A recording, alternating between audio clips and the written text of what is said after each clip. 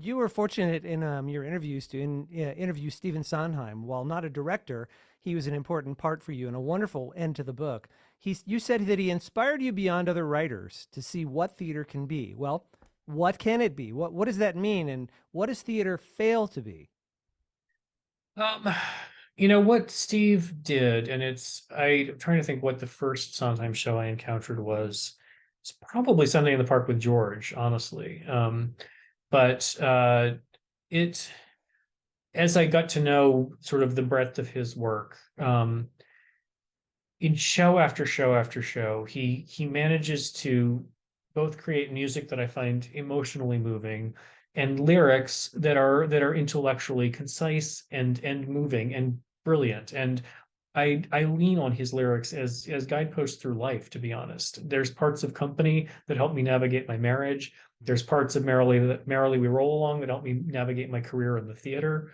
Um, there's parts of Sweeney Todd that tell me not to kill people and eat them. I'm joking on that I one, was going to say, but don't use follies for your marriage. yes, no, of course not, of course not. But um, there are parts of those shows uh, that help me live life, and that at its best is what I think theater can do. Um, and I find them entertaining as well. I don't want to go to a show just to be lectured. In fact, I don't want to go to a show to be lectured at all. I want to go to a show to have an emotional reaction to it, to care about the characters and feel something for them.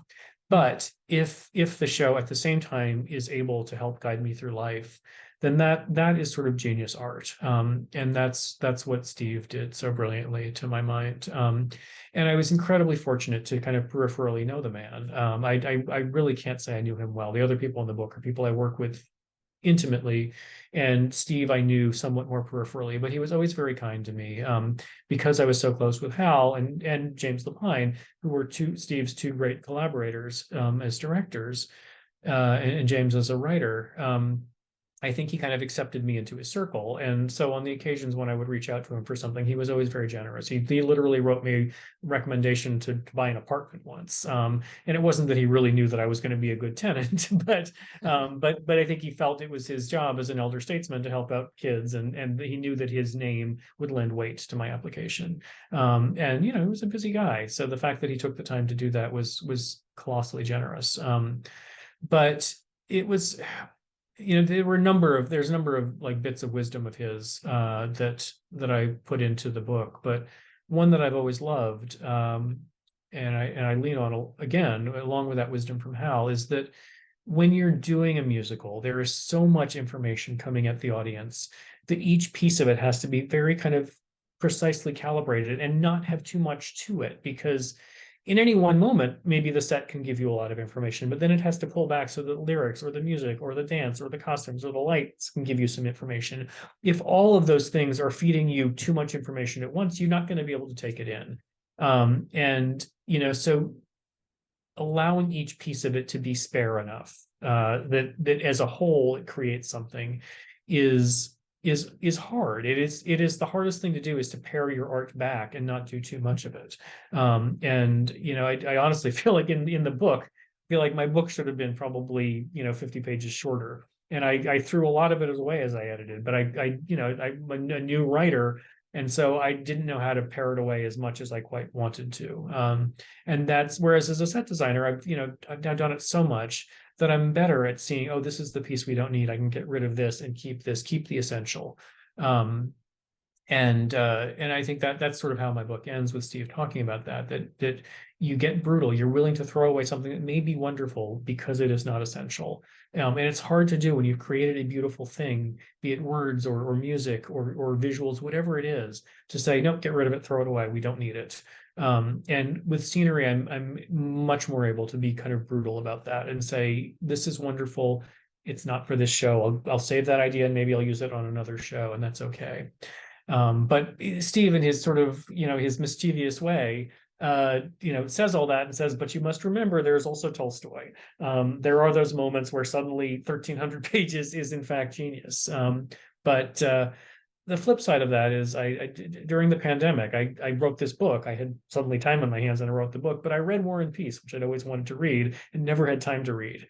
And in fact, War and Peace is a colossally concise 1,300 pages. It is short chapters. There's not a whole lot of excess in there. It goes on for a long time and it's a sprawling story, but there's not too much that, that you could carve away from it. And, the same is true of Shakespeare for all of the flowery language, perhaps. When you start to try to paraphrase Shakespeare, I challenge anyone to say the same thing in fewer words. It's that is genius at work, and that's what, as an artist, I think we all aspire to is how you can communicate an idea better if you do it more concisely, but it's hard to get there. It's very hard to get to very little.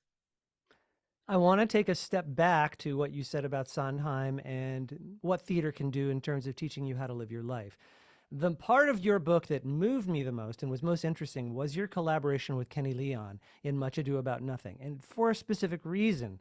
You had to not only think outside your comfort zone, but you had to realize it was outside of your comfort zone because Kenny Leon was talking about the realities of being an African American in America. And he was using that in his play. He wanted this comedy to hold a very powerful, potent political idea, which was even a couple years before its time, a Black Lives Matter type thing. And here you are, and you are self-admittedly a privileged white kid working with him. He trusted you enough to do this, and yet you really had to take a number of steps back. Can you talk about, first of all, how did you even get in the mindset to be able to meet him halfway on this? Well, it was more than halfway. I think it was really following his lead because there, as much as I can maybe intellectually understand the what it is like to be a Black American. I can't emotionally. I mean, I can try to put myself in that situation, but I've not lived it, and there's nothing I can do that can make me live it. I can see parallels. I can try to be sympathetic, but I talk in the book. A very key moment for me in that process was early on that. And it was this was only the second show Kenny and I had ever done together. So we didn't know each other that well yet. But uh, he was saying he wanted to do Much Ado About Nothing. He wanted to make it modern. And he said if the play is written at the beginning of the play, the men are coming back from a war, and it's never quite defined what the war is. And as the play is written and usually performed, it sort of feels like they've been out gallivanting. Like it doesn't feel like anyone's been hurt in this war. They don't talk about that very much. It seems like they were out, having fun. But Kenny said, I want the men to be coming back from the war. And he had said, I wanted to set this in Atlanta, Georgia in 2020. And this was back in 2018 that we started talking about it, but it was 2019 that we did the play. So he was setting it ever so slightly in the future, but essentially in modern America. And so I said, okay, so they're coming back from the war. Do you mean they're coming back from Iraq or Afghanistan or someplace like that? And he said, no, they're coming back from the war that's happening right now in America. And for a moment, I didn't even understand what he meant. And then I thought, oh, well, of course. I mean, I read the statistics. I see the number of Black people, but Black men specifically, that are killed in America. And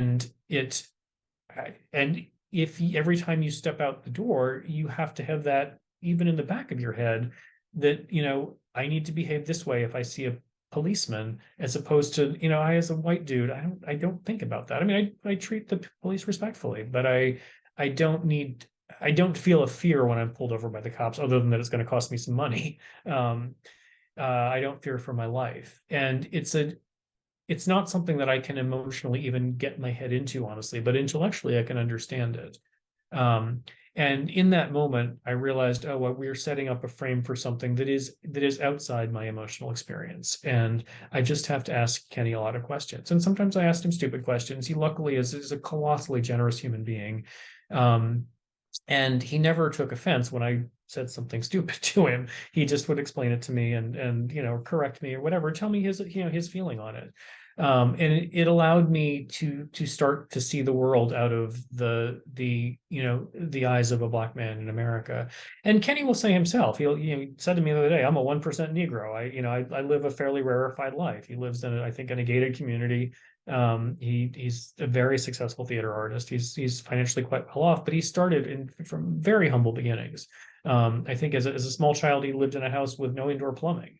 And Uh, so in a case like that, I'm doing sort of a lot of talking and trying to just to understand what is the world he's trying to present. And then taking that and thinking, how do I present that in a way that will appeal to an audience? But the flip side of it is that, certainly for Shakespeare in the Park, but for honestly, for most American theater, the audience is primarily white. Um, Even when I'm doing, an August Wilson play with a black director and a black cast, as sort of black as American theater gets, and the audiences are a larger percentage are black on a show like that. But even so, it's if 50% of the audience is black, that's a lot. So you are presenting these shows for a mostly white audience. And I think that is the flip side of the equation is Kenny will bounce things off me to see what my reaction is as a middle class white dude. Um, and how do I take it? So it's allowing him to calibrate what he's doing in a way that, and this is what I find fascinating about him as a director is he's not trying to preach to an audience. He's trying to get across a socio-political idea, but he wants to get it across in a way that people will understand and not be put off by.